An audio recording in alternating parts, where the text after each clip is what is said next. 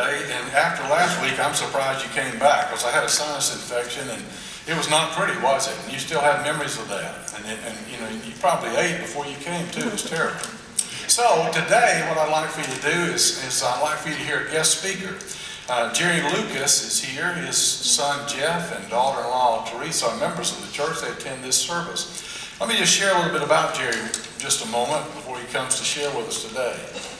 He's one of only 3 players in history to win championships at every level: high school, college, NBA, and also played in the Olympics. He was named one of the top 50 players in the NBA history and named one of the top 15 all-time March Madness players. He's a 3-time All-American and 3-time Big Ten Player of the Year while leading Ohio State to a national championship in 1960.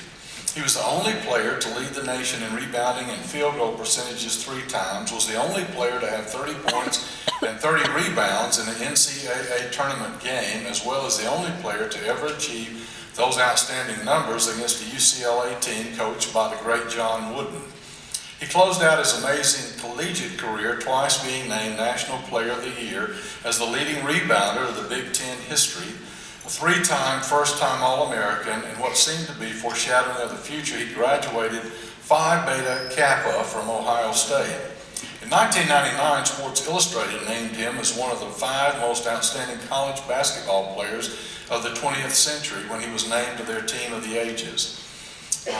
He represented our country in 1960 in the Olympic Games, and Lucas helped Team USA capture the gold medal as he led the team in scoring and rebounding. He holds the Olympic field goal percentage mark at an astounding 84% shooting.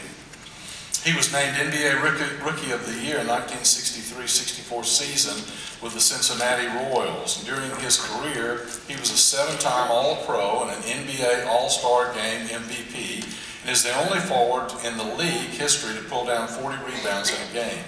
In 1973, he was a member of the New York Knicks World Championship team and was inducted to the Basketball Hall of Fame in 1979. He is a self-described mad scientist when it comes to learning and education, developed a system known as the Lucas Learning System, and has earned him the title of Dr. Memory. Through the years, he has taught his memory retention and learning system to millions through seminars, appearances, and through sales of his books and CDs. The Memory Book, which he co-authored, was a New York Times bestseller and sold over 3.5 million copies. Dr. Memory, as he is known, is now widely regarded as the world's leading authority in memory training and learning systems. Lucas' proven methods encompass his concept known as learning that lasts. We're so glad to have him here, and I want you to welcome Jerry Lucas with a warm Woodlawn welcome, if you would. Thank you. Thank you very much. Good morning, everybody.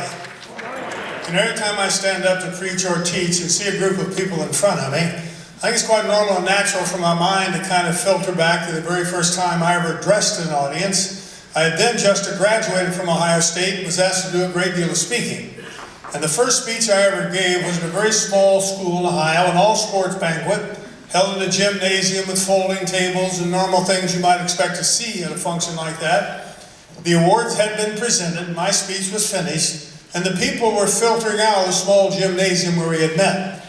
I looked to the side, I saw a young boy. He broke away from his mother. He rushed toward me. He looked a little nervous and excited, I suppose, about meeting with and talking with somebody he had faithfully watched play basketball on television for a number of years, and very nervously, these were the first words that came out of his mouth. He said, "Mr. Lucas, I've enjoyed your basketball very, very much over the past few years, but that speech you gave tonight's the worst speech I've ever heard in my life."